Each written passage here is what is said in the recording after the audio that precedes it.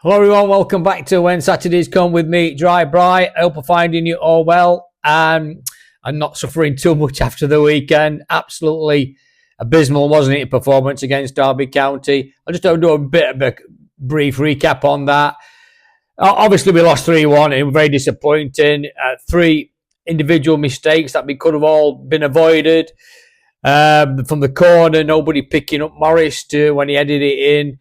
Absolutely ridiculous back pass from City Peck, letting Morris for the second one, and then that penalty to make it 3-0 was, calamitous, weren't it? And it finished us off, really. To me, it's no good huffing and puffing and raising your standards when we're 3-0 down. We got back into it at 3-1 a little bit. I know Chris Wilder's alluded to that the team never gave up, which they shouldn't do anyway. But it doesn't make any difference. And if you're making individual mistakes, you're going to get punished. And we deservedly was punished. And I'm not taking anything away from Derby from that. They can only beat what's in front of them. And we were absolutely shocking. But we've got to show some fight back. I mean, I've listened to Chris Wilder's presser this afternoon. I'll try and put it on later this afternoon when I've finished doing this. He had quite a bit to say about a few other players. Sariki, he needs to do more. He's got to step up his standards before he can get himself back into the side, without doubt. He mentioned Godfrey. He's got personal situation he's trying to deal with at this moment in time, and they're working their way through with that. With Cannon, he touched on Tom Cannon. He says he's got to do more, and rightly so. He's making himself difficult for himself. It's a difficult situation for him at the minute. He's told him, he's had words with him, he's got to be more dynamic, he's got to step it up. And he's got to start looking at himself. And as he has all the players, they've all got to be looking in the mirror and taking responsibility for the performances. And that's why they're not in the team. And that's why they're playing poorly. He mentioned City Peck and the mistake that he made on Saturday. He's hold his hands up. He takes it. He says he's on City Peck. He says he's doing all right for him, to be fair. He says he's not going to take him out at team. Whether he will or not, we'll wait and see. But the thing is, when players make mistakes, and when Chris Wilder makes mistakes, in his words, people start coming after him. And probably fans do. And that's the way fans are.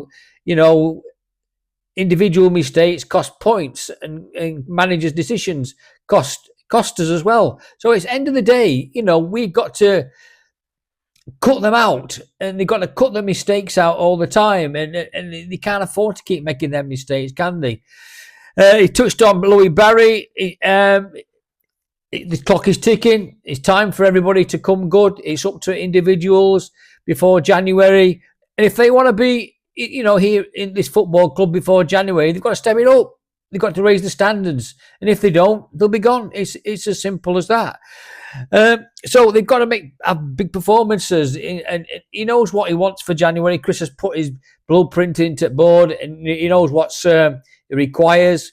He's gone on about it. He made this comment about we play this way because we haven't got a big centre forward and this and that and other, and Kiefer Moore gone, and we talk about it forever. And the trouble is now he's got what he's got, and he's got to deal with it, and they've got to find and pick up points. And there's a tough blooming game coming up at Coventry, and one after that with QPR at home. And then we've got the local derby Wednesday. And do you think they're going to be easy games? Absolutely not. Wednesday are going to fight for their lives. They're probably going to get relegated. They're going to want to turn us over big time. Without any doubt, it's their cup final for them. They've got pride to play for, and we're struggling. So we've got to step it up. And to me, they've got to show some character, I think, some discipline and some leadership. Who's doing that on pitch? I've not seen any at minute. Some determination. They've got to be brave in certain situations, aren't we? Take a gamble. If you noticed in second half, some of them crosses going into the box, nobody took a risk. Nobody went for them, and they've got to do that. It just drives you blooming mad. Just win your battles, show some balls, and get stuck in. Show some determination. there were lots of situations. When I watch it game, first touch was shocking at some situations as well. It were, looking after the ball, and it just absolutely does your head in. Chris Wilder says the mood in camp is not great at the moment, which is understandable. It's up to him to sort that one out. They tried to identify the goals, obviously when they were back in training on Sunday, and they looked at it, and people have got to take responsibility for the performances. They've got a job to do, and if they're not going to do them, they're going to be out at team. It's as simple as that. And I don't know where it's going to be. I don't know what's going to happen tomorrow night. It could be an absolutely nightmare for us at Coventry tomorrow. It could be. I hope it isn't. For goodness sake, I really hope it isn't. But we're just lacking in confidence. Coventry are going to bounce back, or want to bounce back from their defeat against Wrexham 3-2, when Kiefer Moore got an hat-trick against them. They're top of the league. They're fighting for promotion, and Frank Lampard is not going to just because it's Sheffield United, they're going to rock up. They're going to feel sorry for us. They're going to be after us, and it's up to us to stand up and be counted and fight. Look at the league table. Look in the mirror. Look at yourselves. And just see where we are now. It's no good whinging, whining, moaning, groaning. If I coulda, woulda, shoulda on the pitch. When you come off, it's too late. You've got to do it in that 90 minutes, and you've got to fight for everything. Like Neil Warnock used to say, you have to fight for your 3 points. You've got to fight for everything on that pitch, and it's going to be a tough battle for us on Coventry tomorrow night. So look, it is what it is. Can I just say, really, one thing I want to get out there where I can remember it at this moment in time. Thank you for all the comments on the Derby game, by the way. We got loads of comments in. If I didn't respond to anybody, I don't think I did. There might have been one or two I didn't get back to. But everybody's got an opinion. There were varied opinions. Some agreed with me, what I had to say. One or two people didn't agree with me, what I had to say, which is fair enough. It's a community with that we've got. I like to come on here and rant a bit when we don't do so well, as you know, and I'll say it as it is. I don't sugarcoat it. I try my best not to be too biased. It's very difficult when you're a Blades fan all your life, but you've got to give credit where it's due to opposition as well. People having to go at Chris Wilder, people having to go at Peck here.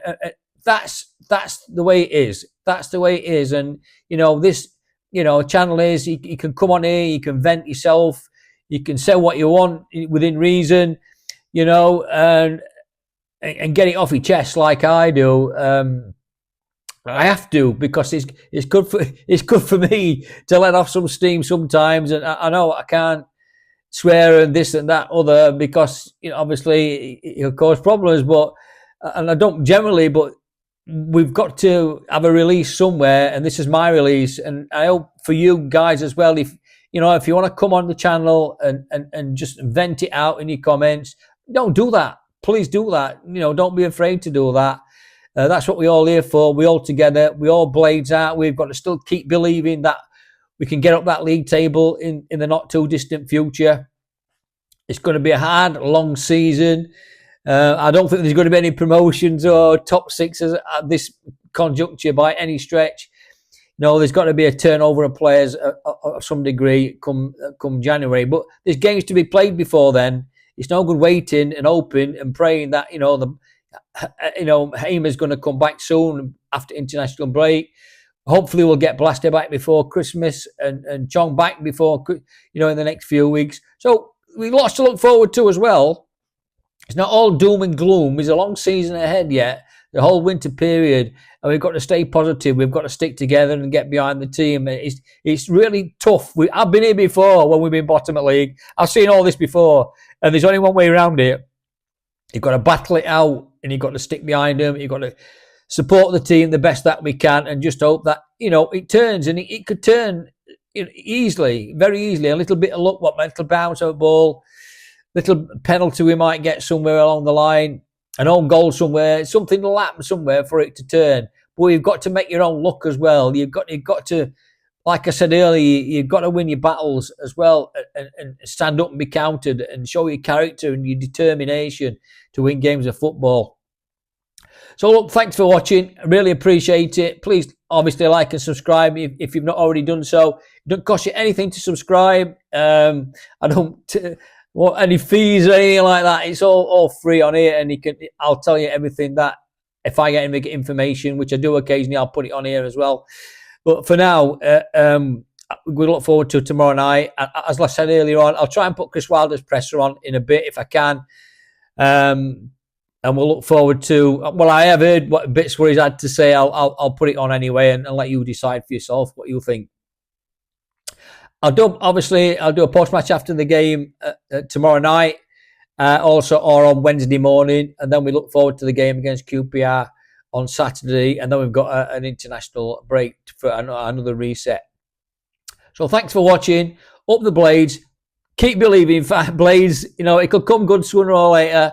For everybody concerned, and let's hope we can try and grind out a result at Coventry tomorrow night.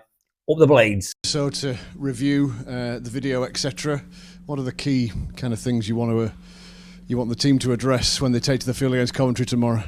Put that gun away and stop shooting themselves in the foot, because that's what we're doing. We're basically losing games and giving goals away and making it double difficult for ourselves to get a result in an incredibly competitive division.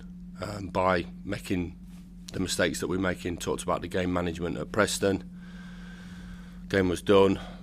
Made some individual errors there, and Saturday as well. You know, I always think people when they look at things, and I totally understand it, will look at every aspect of it from a tactics point of view and whatever.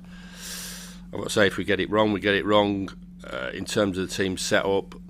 It is a bit difficult at the moment because, you know, we're trying to play one way, and I would like to have on the table another couple of options to play, and I like to think that in January I'll have that opportunity to play a couple of different ways to suit the situation, the scenario.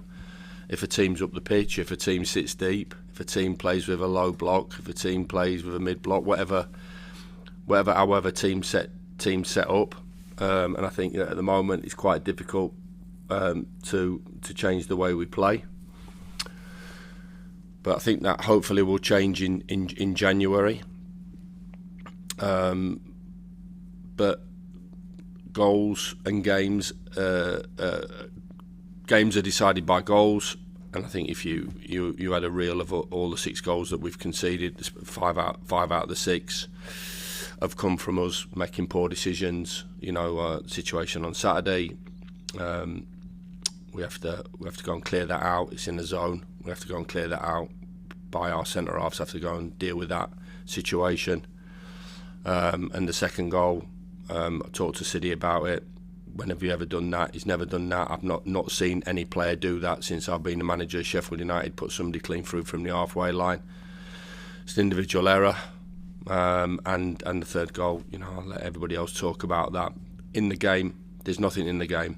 It doesn't look great, and rightly so. I can see that, but there's nothing in that game of football. But we're here to win, we're here to score, and we're here to keep clean sheets. And if we can't keep a clean sheet, or if we concede 1, 2, and 3. Then we're not going to win games of football, and that's been the case over the last 2 games. We can't expect to go and score 4 at Preston, even though we should have. We can't expect to rescue that game 4-3. We have to tidy ourselves up because the attitude's okay. I would bash them up if I thought that they had the white flag up, and I would bash them up if I thought people weren't trying and running around. Everything in my eyes and statistically says that they are. The Jules one is always an interesting one because, you know, people talk about Saturday's game and maybe say that we got bullied and, you know, they wanted it a little bit more and this, that and the other. I think there was a couple of positions where they were more dominant than us, that we have to be more dominant. You know, I think we should have dealt with Carlton Morris better than what we did. and maybe from our point of view at the top of the pitch. But the duels, it was ridiculous in terms of when it came out. We've outfought them on every first and second ball. So that points to me in terms of, you know, they're fighting for the game. But goals change attitudes of games. The attitude of the Preston players when they were running down the tunnel at half time, when they'd been given an helping hand to get back in the game, and the attitude of the Derby County players when just after half time we absolutely give them a gift of a goal, and then the third one goes in and you can see it. They're not put the white flag up. They go into the end. That isn't something that I'd said afterwards that needs to be celebrated.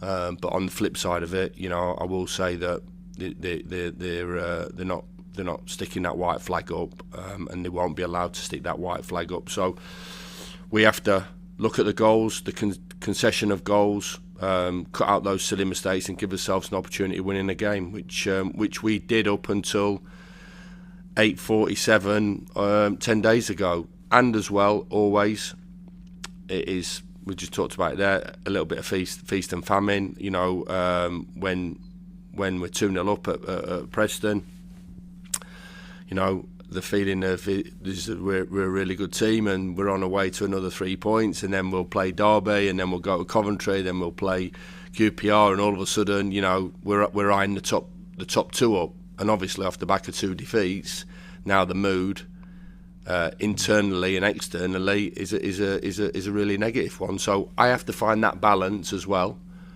towards my attitude to the players. I have to be patient, and I have to be calm as well, because I can't take a wrecking ball to it and just go flip-flop from different situations, different scenarios, and make a whole lot of changes, this, that and the other.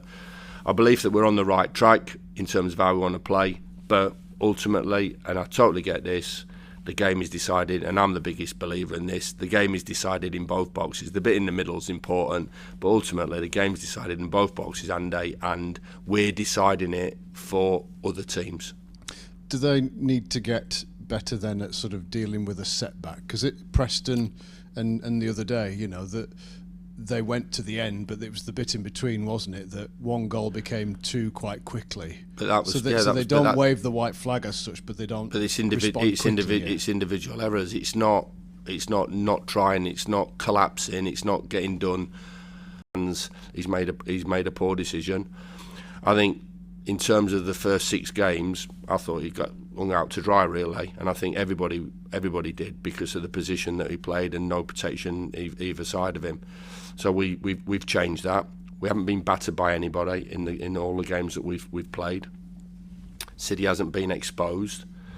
He's a young player trying to find his form. Ideally, we'd like a situation where we've got Blaster back and Davis back and a little bit more experience there, and we'd have had Gyro for maybe the start of the season, so we've had that experience in, but that's not the case, and he's had to fight his way through it. And he, like the other players, have got to stand up and be counted, and it's a testing time. It's a testing time for me at 57. So it's going to be a testing time for a young man in his second full season as a regular, having to carry that department really for the first 6 games on his own, and now with maybe another one and a little bit more experience coming back into the fold. Cannon and Barry didn't make the matchday squad at the weekend. I know you addressed that on Saturday in the interviews, but what do they have to do, I suppose, to get back in the squad? Yeah, show me, train, take an opportunity. Ryan's done well, so I made that decision. So you have to make decisions regardless of any sort of things that have happened in the past. I'm not protecting anybody. I have to pick the best team, try to. Don't always get that right. Try to pick the best approach, which we feel we are at the moment, because, as I said, it's individual errors that are killing us. We're not getting overwhelmed in sort of any of the games, far from it. So any opportunity, whether it's on the training ground, whether it's minutes starting or coming onto the pitch, they've got to grab that opportunity and stick themselves to the front of the queue. Is Tom at a bit of a crossroads in his kind of career, in terms of obviously a lot of fanfare, quite understandably, great start. So now it's what's the second stage in your career, Tom? Yeah, listen, all these young players are going to have setbacks, and it's not gone as well. You know, if you speak to the boy, he's really disappointed about how he's gone. He's not coming in to work, you know, laughing and joking and jumping through hoops. He wants to be a success here. So, and we all do. Every one of us does that really cares about the football club. He's put himself in a difficult situation. So. Yeah, there's reasons that maybe last year competition was stronger, that resulted in obviously our sort of league position and our season as it was, and the injury didn't help him when he first come in, and it's been stop-start, and then maybe at the start of the season him playing on the right wing or wherever he was playing, and the formation obviously was one lone striker, but. He has to look at himself. Has he done enough? And he'll say he hasn't, and I'll say he hasn't. So we're honest about that. I spoke to him this morning. He needs to be more aggressive. He needs to be more physical. He needs to be more dynamic. And he needs to be better in his overall game. Keep saying it. That was the reason why we signed him, and the reason why 99% of the Championship wanted him at the time. But it happens. He's not started his career off first 25 games in a Sheffield United shirt on the way that he would have done, and we have to help him, and he has to dig deep and come up with the goods, and you know it's basically as simple as that. Femi Siriki, where's he at in your thinking right now? Yeah, he's another player that's off where he should be. So getting him up to speed. He's been in squads, and he needs to do a bit more around the place as a young player. He was good last season, so getting him back up to standards and performances, whether it's training, whether it's 21s games. So, but we're hoping he can come back and prove a point and play a part. But there's a lot of these guys that have took big hits. And in the early part of the career, and I think you always understand that there's not many of those young players that get in the team at 18 and 19 and just absolutely fly. They're going to have setbacks. They're going to have periods where they're out of the team. They're not as good as what they have been. So they need to fight for that and realise that and recognise that. And we need to help them, and we're helping the likes of Femi on his way, and hopefully.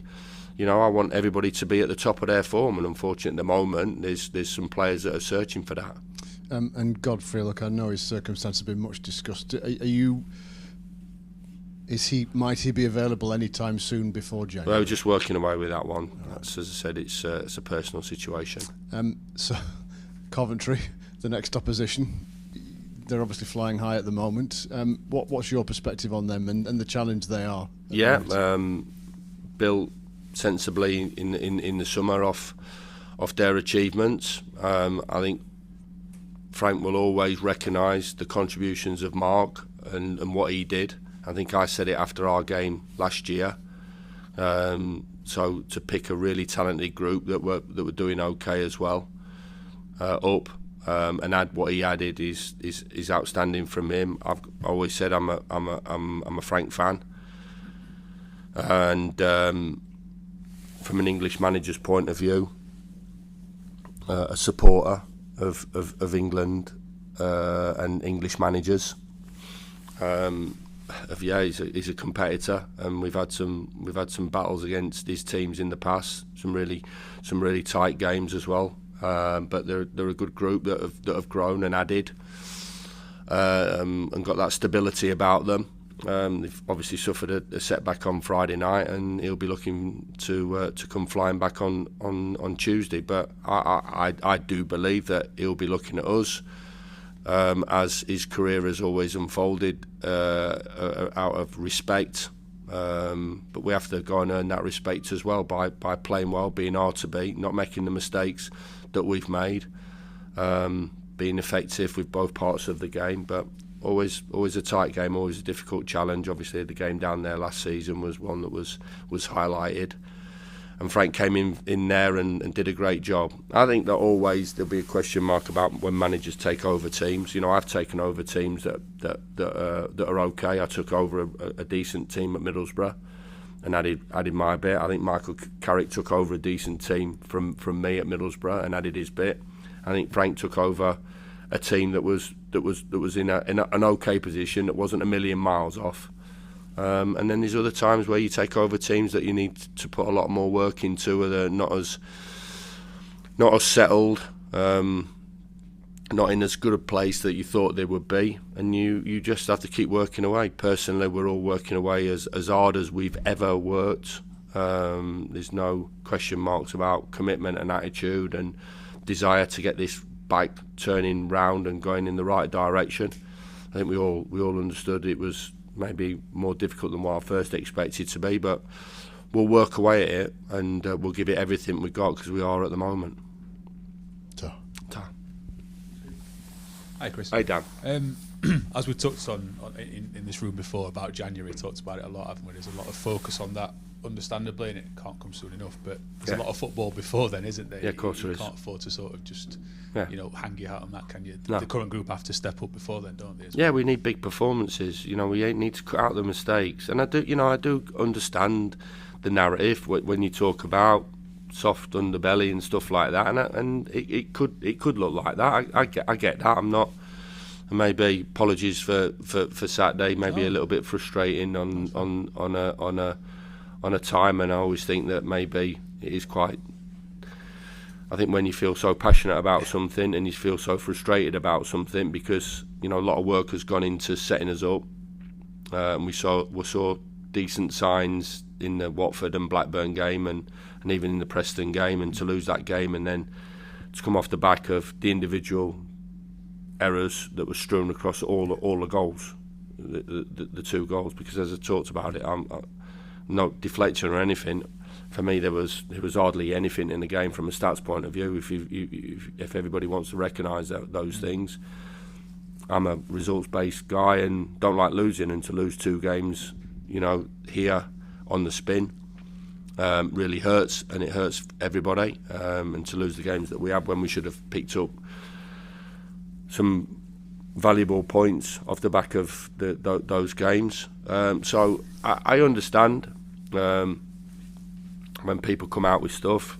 I will have a difference of opinion in terms of you when we talk about certain things, which is fine and respectful. So, but I see a group that are having a go. I just see a group that are making too many individual mistakes, Dan. Yeah. It really, and can it be as simplistic as that? Well, it can, because there's a decision there to be made on the first and second goals, especially the second goal, which I'm sure that you've not seen a goal like that in a long time. I certainly haven't been on the receiving present that was given out.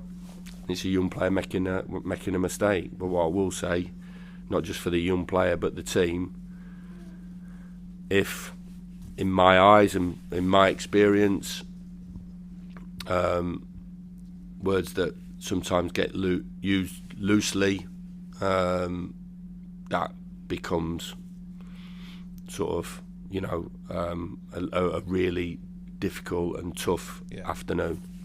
And I did think at times that the crowd did try to help us, and I do understand how they're feeling at the moment, and we're always quick to take the compliments, as I've always said. So we have to accept the negativity and the criticism and come through it. And it's part of being a footballer, it's part of being a coach, and part of being a manager. Yeah, I know we talked about Tom Cannon and Louis Barry with Gids there. Louis' loan's not gone how anyone would have wanted. I think that's fair to say, isn't it? But is it still time for him to turn it around here and make a success? Time for everybody. Everybody's on the clock and under the spotlight. Yeah. Everybody, even players that did well last season. You know, I can't keep rolling back and going, well, City did well last season, or Tyrese did well last season, or Gus did well. Callum's sticking his hand up. It's been outstanding. New boys are getting integrated. The expectation of obviously last season, I should imagine as soon as it was taken over here, was similar. But I think I've explained too many times the certain situations that we're having to deal with. So always a time for any player, we need to do it sooner than later, because obviously the situation at the moment is not a great one to be in. Yeah, just bumped into Si down there. He's obviously walking us out of his brace and everything, and he's back on the verge of it. Yeah. Obviously, Yeah, after good. Whatever it's been, 14, 15 months, Yeah. or whatever, of a horror injury. I mean, Yeah. that's a huge thing for him personally, isn't it? Yeah, You know, delighted, about because he's coming back. such a good guy as well, positive guy, and it was an horrific tackle as well. So, you know, you get your situations that unfortunate like Arblaster had, and it's been a real testing time for him because of his passion and desire to get back doing things that he does the best, which is play in a Sheffield United shirt for us. Delighted that we're not a million miles away from him stepping back into the first team. Gus coming back is obviously a big one. Chong's coming back is a big one. Big players for us, but especially for the young guy, you know, it was such a brutal challenge and an horrific injury that he had. It's a career-threatening one. I think everybody recognised that. So all the hard work that he's done in terms of getting himself back, we're all delighted and positive for a popular boy. Just check on Gus. Is he obviously he'll be closer to a return? Is there any sort of timescale at the minute? Yeah, I've got to say I don't think that it'll be now before the international break. We'll see what happens on Thursday and Friday. It won't be available for Tuesday, and we'll look for Thursday and Friday, but it will definitely be available for the game after the international break. Cheers, Chris. Go on. No, but cheers.